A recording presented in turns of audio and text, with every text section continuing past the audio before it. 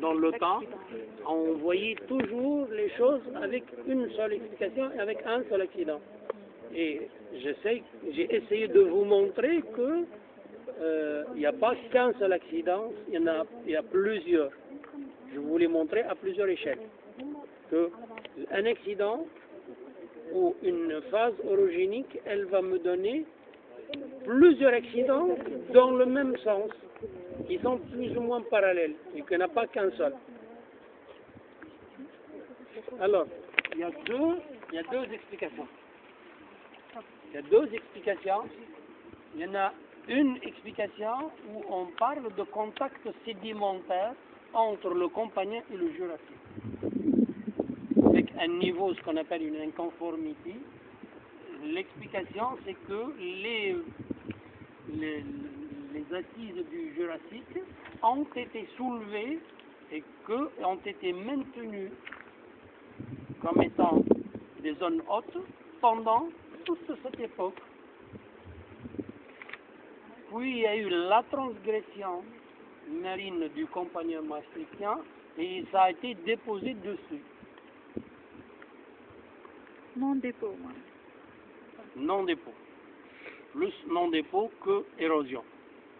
Parce que ça a été maintenu pendant longtemps. Et on avait parlé, si vous lisez la littérature tunisienne, on a parlé d'extrusion jurassique.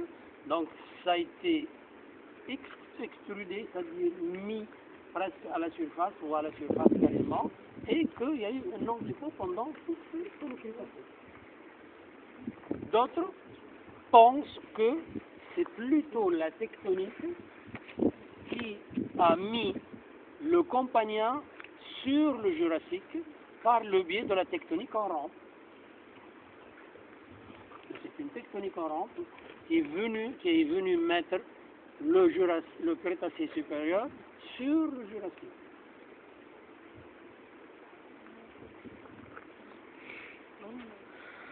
Moi je vous dis, hein, le raccourcissement par la tectonique.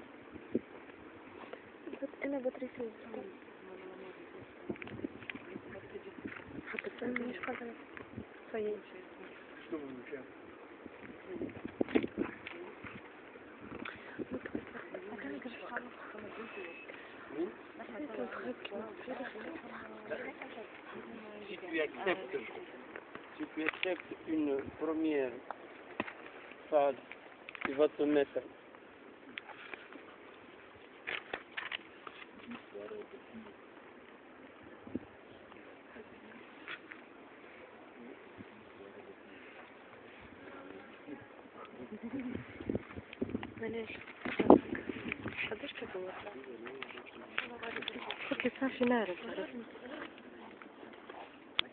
si tu acceptes que le Jurassique arrive là et que tu maintiens derrière la pile sédimentaire au-dessus et tu fais partir une autre rampe dessus, tu finiras par avoir rampe pour rampe. Rampe pour rampe. Tu finiras par avoir le Campanien là, au-dessus du Jurassique. C'est pas fancy, tu sais? Le Jurassique, tu le fais partir en rampe. Ouais. Tu vas le laisser en l'état. Tu érodes pendant quelque temps et tu fais partir une autre rampe qui met en jeu le Crétacé. Et ça va se retrouver au-dessus du Jurassique.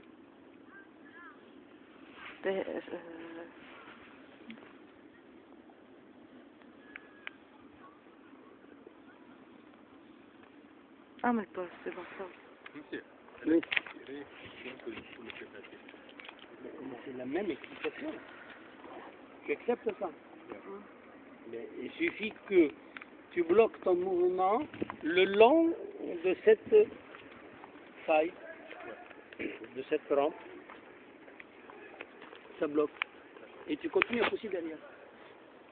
Tu vas fabriquer une nouvelle rampe. Et tu auras toute la série presque complète entre le Jurassique et le Crétacé supérieur, de ce côté-là.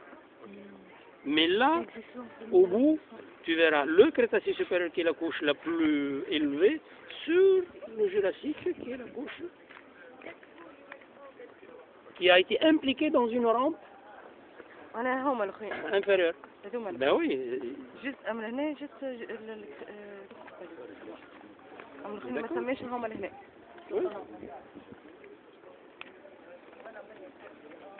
Mmh.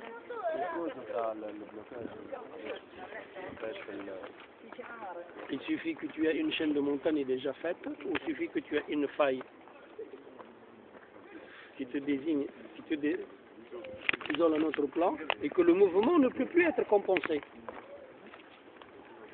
Il ne peut plus être compensé. Et en fait, le mouvement réellement, il n'a pas pu être compensé parce que derrière, il y a l'accident principal, c'est celui l'accident de Zagouan.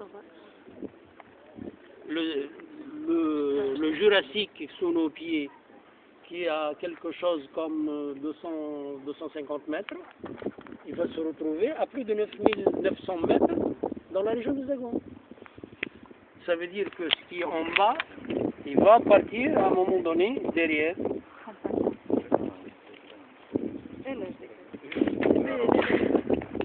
Et c'est un accident hors séquence.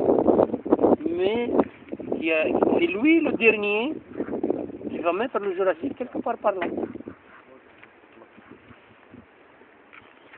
وهو اللي يطلع جبل تاع زغوان.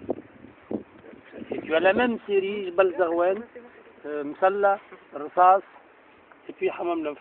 Et puis derrière, en allant dans ce sens-là, vous allez avoir le Jbal Mbekr, comment ça s'appelle, le Zares et Ftiri. Toute une série de massifs qui impliquent le Jurassique.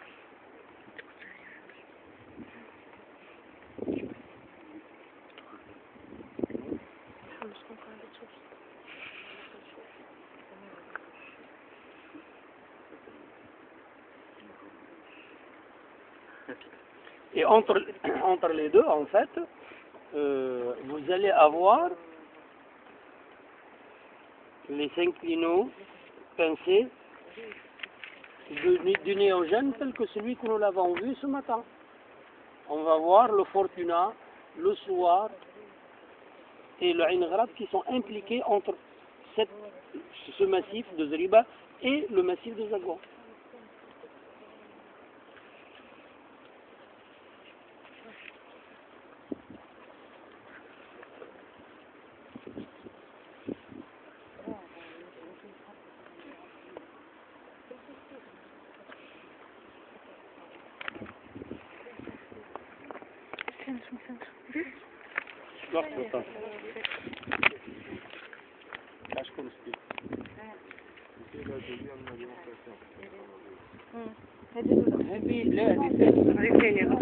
L'Oula, c'est que les massifs ont été soulevés par une tectonique. Ça dépendra laquelle, mais généralement on pense à une tectonique en Horst-Graben, c'est-à-dire une tectonique distensive, où les massifs jurassiques constituent les zones hautes et que sont restés pendant longtemps en zone haute, ne recevant aucun dépôt, jusqu'à la transgression du Crétacé supérieur. Donc le contact entre le Crétacé supérieur et le Jurassique serait un contact sédimentaire et non un contact mécanique. La deuxième qu'on vient de dessiner, c'est qu'elle implique que c'est un contact mécanique, tectonique, pour expliquer en tectonique en rampe. C'est ce qui explique cette disposition. D'autres auteurs pensent que les massifs jurassiques ont été soulevés par une tectonique distensive en Horst et Graben, et vous vous rappelez, les Horst, ça constitue les zones hautes, et les Graben, les zones basses, et qu'ils sont restés pendant longtemps en zone haute, et n'ont pas reçu de sédimentation jusqu'à l'arrivée du Crétacé supérieur.